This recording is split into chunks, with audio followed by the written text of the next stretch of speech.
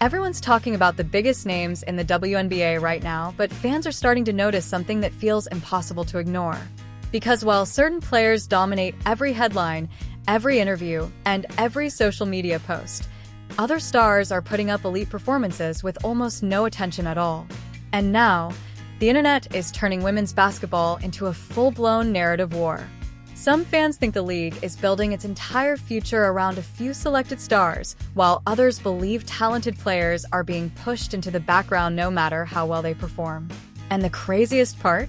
The conversation is getting louder after almost every game. You can see it all over social media.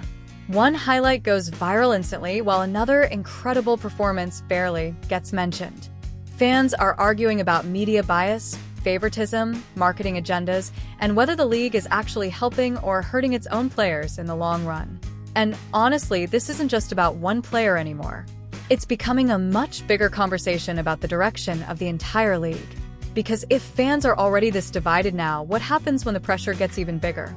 Today, we're breaking down the growing frustration, the internet reactions, and why so many fans suddenly believe the WNBA has a serious problem nobody wants to fully admit yet. Everyone is watching the WNBA right now, but not for the reasons the league might want. Because something unusual is happening this season. Fans aren't just reacting to games anymore. They're reacting to a bigger story forming around the league itself. A story about attention, visibility, and who gets pushed into the spotlight and who gets left behind. And the internet has turned it into a full-blown debate. On one side, fans are saying the league is finally growing. More media coverage, more viral highlights, more personalities becoming recognizable. But on the other side, a growing group of viewers believes something doesn't feel balanced anymore. They say certain players are being promoted everywhere, on social media, in broadcasts, in highlight reels, while others are performing at a similar or even higher level, yet barely getting noticed. And that's where the tension starts. Because once fans notice inconsistency in attention, they don't stay quiet for long. Every game now feels like evidence in a bigger argument. If a certain player drops a big performance, it instantly floods timelines. But if another player does the same thing, sometimes it barely trends. And fans are asking a question that is now spreading everywhere. Is this just natural popularity, or is something else shaping the narrative? The conversation becomes even louder when you look at how quickly opinions form online. A single highlight can define a player's entire week. One clip can build a superstar image overnight. But at the same time, silence around other performances creates frustration. And this frustration is exactly what's fueling the divide. Some fans believe the league is simply following engagement, pushing whoever brings more clicks, views, and reactions. Others believe it's deeper than that the media ecosystem around women's basketball is actively shaping which stories get told and which ones don't. And the truth is, once people start seeing patterns, they can't unsee them. Now, every broadcast moment is being analyzed. Every commentary decision is being questioned. Even post-game interviews are being picked apart for who gets more time, who gets more focus, and who gets mentioned repeatedly. And slowly, the conversation stops being about basketball and starts becoming about perception. This is where things get interesting.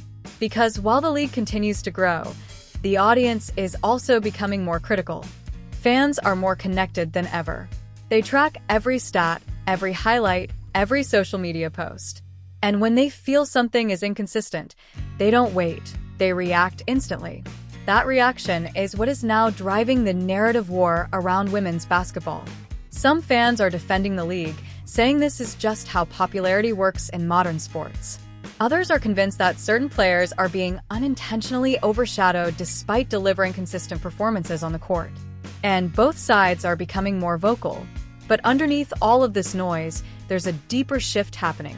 The league is no longer just competing on the court.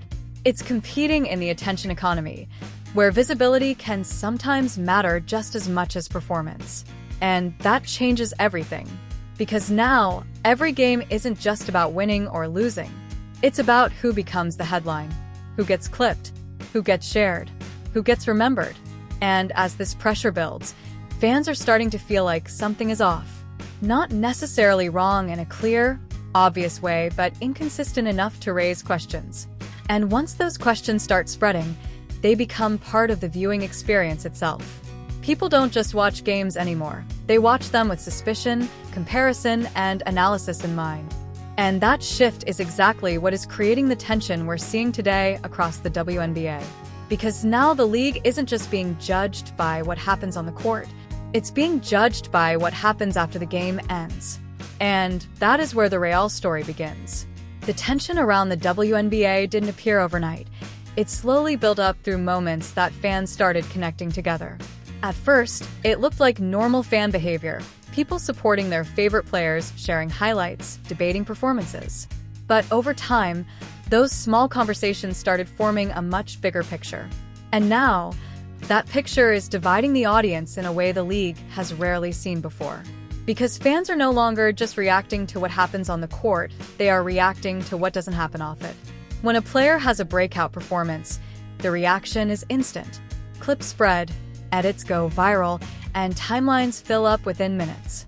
But when another player delivers the same level of impact and it doesn't receive the same attention, that silence becomes noticeable. And silence, in today's sports media, is never just silence. It becomes a question. Why didn't this performance trend? Why isn't this being talked about? Why is one moment everywhere while another is almost invisible? Some fans believe this is dangerous for the league's long-term image, arguing that constant narrative debates could overshadow the actual athletic achievements on the court. They worry that players might start being judged more for how they are portrayed than how they perform. Others, however, see it differently. They believe this level of discussion shows growth, that the league is finally important enough for people to argue about it deeply. In their view, controversy and debate are not problems, they are signs of relevance.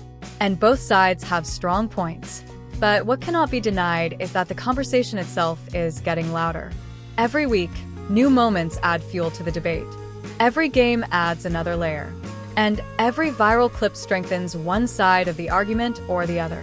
And as this continues, fans are beginning to realize something important. The game is no longer only happening on the court. It is also happening in real time across social media, highlight pages, comment sections, and reaction videos. And that means every performance now has two outcomes: what happens during the game and what happens after it spreads online. Inside the WNBA, this dual reality is becoming the new normal.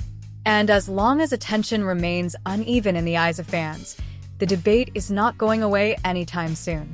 Because now, every game carries the same underlying question. Is the story being told fairly, or is it being shaped? And that question is exactly what keeps this entire narrative alive. By this point, the conversation around the WNBA has moved far beyond individual games, players, or even seasons. It has become something much bigger, a reflection of how modern sports are consumed, interpreted, and debated in real time. And the most interesting part? There is no single agreed answer anymore.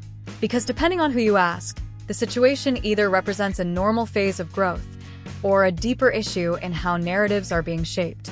On one side, supporters of the league argue that what fans are seeing is simply the result of rising popularity. As more people tune in, more attention naturally goes towards certain players who drive engagement. They believe that every league in history has had faces, athletes who attract more coverage because of their style, personality, or storyline. In that view, the current spotlight distribution is not unfair, it is just how sports evolve when they become mainstream. But on the other side, critics are not convinced. They argue that while star-making is natural, the current environment feels more extreme than usual. They point to moments where high-level performances appear to pass with minimal attention, while other similar moments are amplified heavily across social media and broadcast coverage. And once fans begin to notice that pattern, it becomes difficult to ignore. Because now every game is being watched through two lenses at the same time: performance and perception. And perception is where the tension grows. Inside the WNBA ecosystem, social media has become just as powerful as traditional broadcasting. A single clip can define the entire narrative of a game within minutes. A highlight can turn into a storyline. A post can reshape public opinion. And that speed of storytelling has completely changed fan expectations. People no longer wait for analysis. they create it themselves. They compare players instantly. They replay moments frame by frame. They question commentary decisions in real time. And they share their interpretations before official coverage even fully develops. This has created a situation where the narrative around the league is constantly being rewritten by its audience. And that is where the division becomes more visible. Because now, two fans watching the same game can walk away with completely different impressions. One might feel like a superstar dominated the spotlight and deserved every bit of attention. Another might feel like someone else quietly had just as strong a performance but was overlooked. Both can be true from their perspective, and that is what makes the debates so persistent. The league itself is also growing in visibility globally, which adds even more complexity. As audiences expand, so do interpretations. Different regions, different fan bases, and different media outlets all contribute to slightly different versions of the same story. And those versions don't always match. That mismatch is what fuels online discussions, especially when clips go viral without context.